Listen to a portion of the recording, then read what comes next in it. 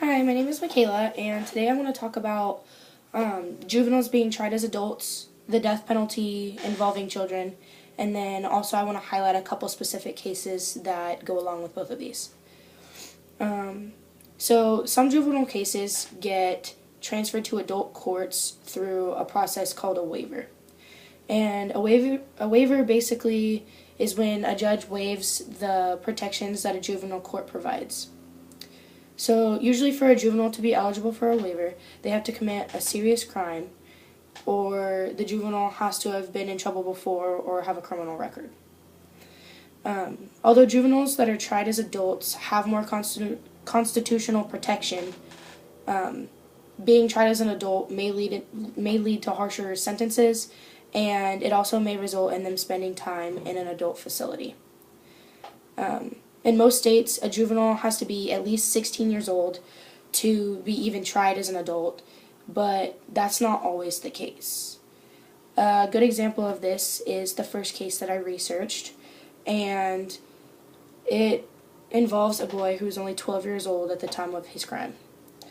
His name was Christopher Pittman, and he was born April 9th, 1989.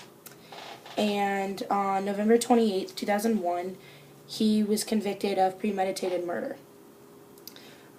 He killed his grandparents, Joe and Joy Pittman, with his dad's shotgun, and then after he killed them, he set the house on fire in attempts to cover up his crime. After all of that, he left his grandparents' house with his grandparents' truck, and he took money and weapons. He was under the influence of Zoloft at the time, which is an antidepressant.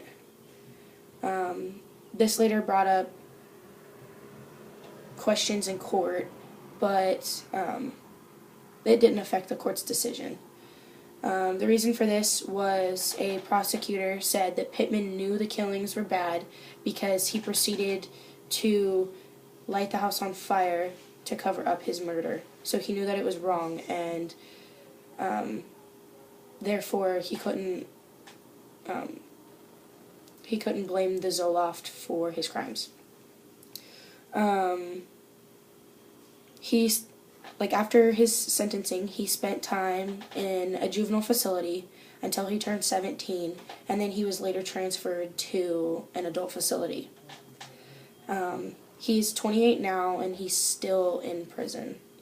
So he's still living with his choices of when he was a child. The second case I researched is a little bit older. It was dated back to 1944, and it involved a 14-year-old black boy, and his name was George Stinney. This case is just a little bit different from the other one. Race kind of plays a big role in this. And his trial lasted one day, and he was given an all-white jury. He was also denied appeal, and he was found guilty. He was found guilty of killing 2 young white girls, and he was sentenced to death. Shortly after his trial, he was executed by an electric chair, and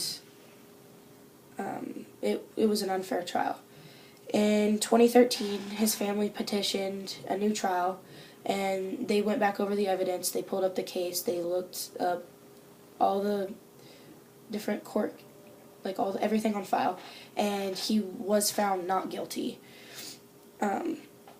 After reading about a child being sentenced to death, it kind of sparked my interest, and it made me want to learn more about that. So I researched some numbers, and since January 1st of 1973, 22 kids between the ages of 16 and 17 have been sentenced to the death penalty. Of these 22, 10 of them were 10 of them were white, 11 were black, and 1 was Hispanic.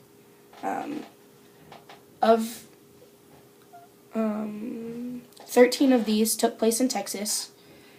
1 of them took place in South Carolina, 1 in Louisiana, 1 in Missouri, 1 in Georgia, 3 in Virginia, and 2 in Oklahoma. I did more research, and I also learned that in 2005 there was a Supreme Court case, Roper versus Simmons, and it actually was passed, and it forbids the death penalty for anyone under the age of 18. So, in a little bit of a review, we learned that, we learned the process of juveniles being sentenced. We learned about death penalties, and I highlighted a couple cases. That's all I have for you guys today, so thank you for watching my video.